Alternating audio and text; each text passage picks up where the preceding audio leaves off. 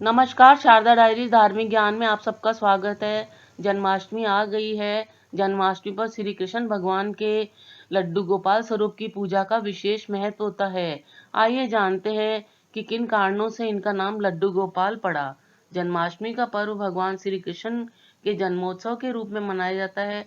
भगवान श्री कृष्ण का जन्म भाद्र मास की कृष्ण पक्ष में अष्टमी तिथि को मनाया जाता है।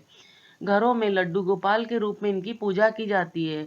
आइए जानते हैं इसके बारे में विशेष जानकारी।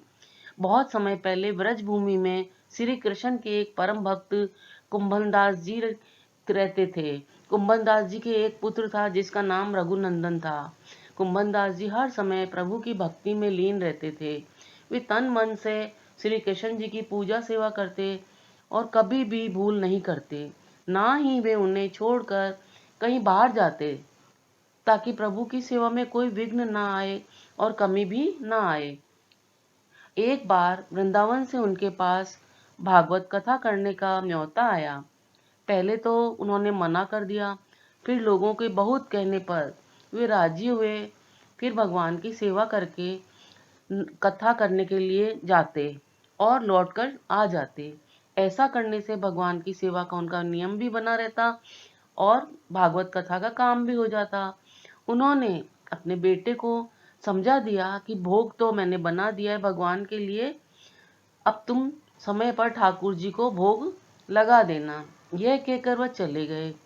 उनके बेटे रघुनंदन ने भोजन को थाली में ठाकुर जी के सामने परोस कर रखा और प्रेम व सरल मन से आग्रह व प्रार्थना की, हे ठाकुर जी, आओ भोग लगाओ। रघुनंदन के बाल मन में यह छवि थी कि भगवान आकर अपने हाथों से भोजन करेंगे, जैसे हम सब करते हैं। उसने बार बार आग्रह किया, लेकिन भोजन तो थाली में वैसे का वैसा ही पड़ा रहा।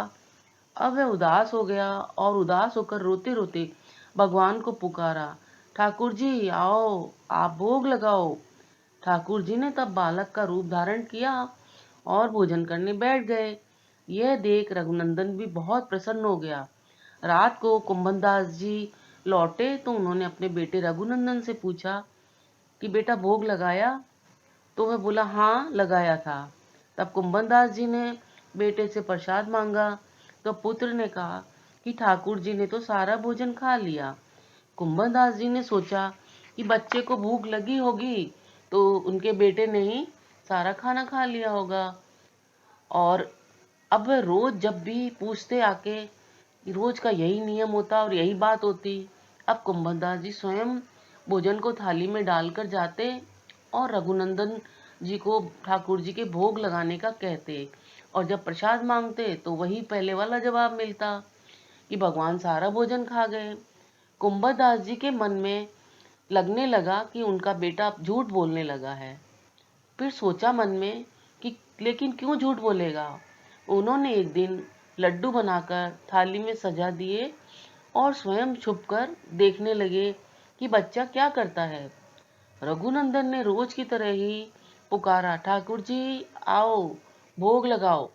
ठाकुर जी बालक के रूप में प्रकट होकर लड्डू खाने लगे। यह सब देखकर कुंभनदास जी दौड़ते हुए आए और प्रभु के चरणों में गिरकर विनती करने लगे। उस समय ठाकुर जी के एक हाथ में लड्डू और दूसरे हाथ का लड्डू मुख में जाने को ही था कि वे वहीं जड़वत हो गए। उनके बाद में उनकी इसी रूप में पूजा की जाती है और वे तब से लड्डू गोपाल जी के नाम से पहचाने जाने लगे हैं।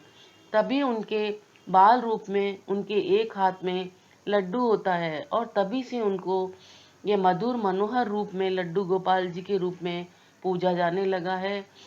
लड्डू गोपाल जी की जय हो। अगर आपको मेरी ये जानकारी अच्छी लगी हो तो कृपया वीडियो को लाइक शेयर सब्सक्राइब करना ना भूले। वीडियो देखने के लिए धन्यवाद।